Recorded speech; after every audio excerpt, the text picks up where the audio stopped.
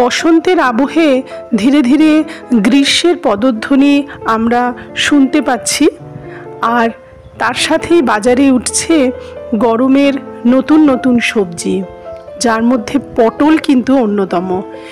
গরমের এই প্রথমে পটলের কিন্তু স্বাদ খুবই ভালো লাগে। অনুষ্ঠান বাড়িতে নিরামিষ আলু পটলের ডালনা বা আমাদের বাঙালিদের চিরপরিচিত আলু পটলের তরকারি নিরামিষভাবে আজকে তোমাদের করে দেখাবো। নমস্কার বন্ধুরা, সোনালিজ হ্যাপি কিচেনে তোমাদের অনেক অনেক স্বাগত জানাচ্ছি। রেসিপিটি করার জন্য আমি দুটো আলুকে বেশ বড় করে কেটে নিয়েছি, আর পটলগুলিকে বেশ ভালো করে খোসা ছাড়িয়ে এইভাবে কেটে নিয়েছি। তবে খোসা কিন্তু পুরোপুরি ছাড়াইনি, যদি পুরো খোসা ছাড়িয়ে ফেলি তাহলে কিন্তু পটলের যে একটা সুন্দর গন্ধ সেটা কিন্তু চলে যাবে, এবং একই সাথে পটলটা খুব বেশি মাত্রায় সিদ্ধ হয়ে যাবে, যেটা চাইছি না। তাই পটলের কিছুটা খোসা কিন্তু রেখে দেওয়াটাই বাঞ্ছনীয়। রান্নাটি শুরু করার আগে কিছু মশলা আমি বানিয়ে নিচ্ছি। এখানে একটি মিক্সিং জারের মধ্যে আমি আদা, টমেটো এবং কাঁচা লঙ্কা দিয়ে একটি মিহি পেস্ট বানিয়ে রেখে দেব।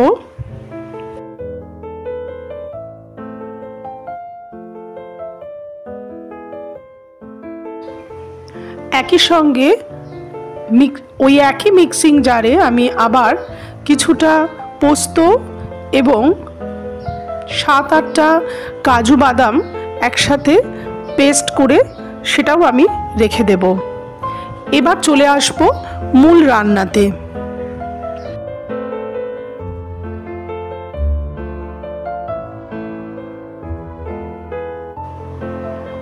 কড়াইতে সর্ষের তেল গরম করব। এটি ট্র্যাডিশনাল বাঙালি রান্না, তাই অবশ্যই সর্ষের তেলের ব্যবহার করলে ভালো। তেল ভালো মতন গরম হয়ে গেলে পটলগুলিকে তেলের মধ্যে দিয়ে বেশ লাল লাল করে ভেজে নিতে হবে। আমি এখানে ভাজার সময়তে সামান্য পরিমাণ নুন এবং হলুদের ব্যবহার করছি, তবে এটা তোমরা নাও করতে পারো। শুধু তেলের মধ্যেও পটলগুলিকে ভেজে নেওয়া যায়।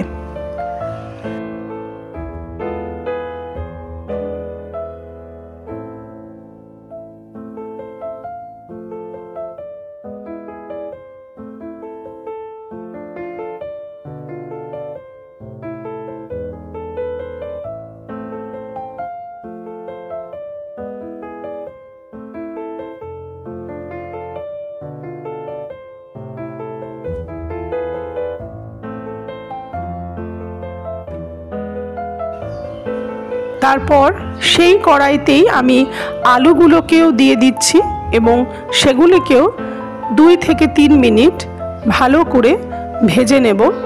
আলুতে আমি নুন বা হলুদ কিছুই দিচ্ছি না।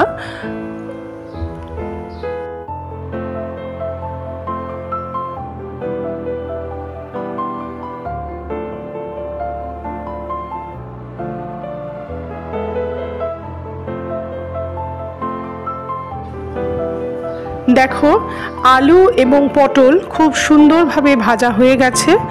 এবার সেই একই কড়াইতে আরও কিছু পরিমাণ তেল যোগ করে আমি তার মধ্যে দিয়ে দেব 5 ফোড়ন, শুকনো লঙ্কা এবং তেজপাতা ফোড়ন হিসাবে। অনেকেই এই রান্নায় গোটা জিরের ব্যবহার করে, তবে একবার আমার কথা মতন 5 ফোড়ন ব্যবহার করে দেখো। এবার কিছু শুকনো মশলা অ্যাড করছি, যার মধ্যে রয়েছে হলুদ গুঁড়ো, লঙ্কার গুঁড়ো, জিরের গুঁড়ো এবং ধনের গুঁড়ো। মশলা যাতে পুড়ে না যায় তাই সামান্য পরিমাণ জল এখানে আমি অ্যাড করলাম, এবং জল যোগ করার পর মশলাটাকে 2 থেকে 3 মিনিট বেশ ভালো করে কষিয়ে নিতে হবে।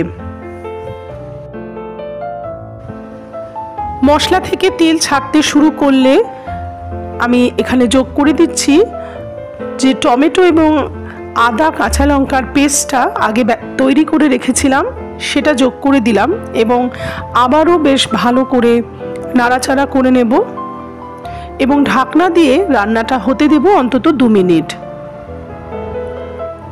দেখো মশলা থেকে বেশ ভালোভাবে তেল ছেড়ে দিয়েছে। এবার আমি যোগ করে দেব কাজু বাদাম এবং পোস্ত বাটাটা এবং দিয়ে আবারও ভালো করে নাড়াচাড়া করে নেব এবং রান্নাটাকে ঢাকনা চাপা দিয়ে হতে দেব আরও অন্তত 2 থেকে 3 মিনিটের জন্য।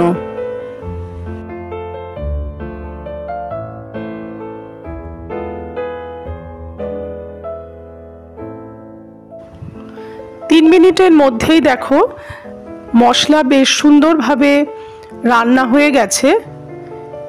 হালকা একটু নাড়াচাড়া করে নিয়েই দিয়ে দেব যে মশলা বাটাটা যে ছিল যে বাটিতে, সেই বাটি ধুয়ে বেশ কিছুটা জল আমি অ্যাড করলাম গ্রেভির জন্য। এই গ্রেভির পরিমাণটা যে যতটা পরিমাণ গ্রেভি পছন্দ করো সেইভাবেই দেবে। এর সাথে এবার দিয়ে দিচ্ছি স্বাদ মতো নুন এবং অবশ্যই সামান্য একটু চিনি।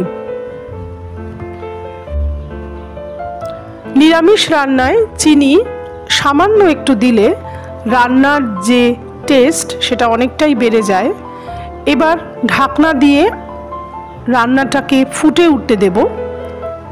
দেখো রান্নায় ফুট এসে গেছে।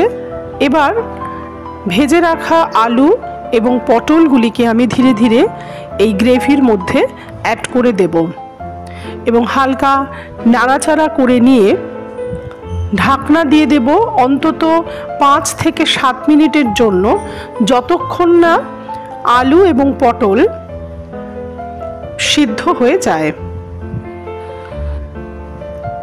রান্নাটি প্রায় শেষের পথে।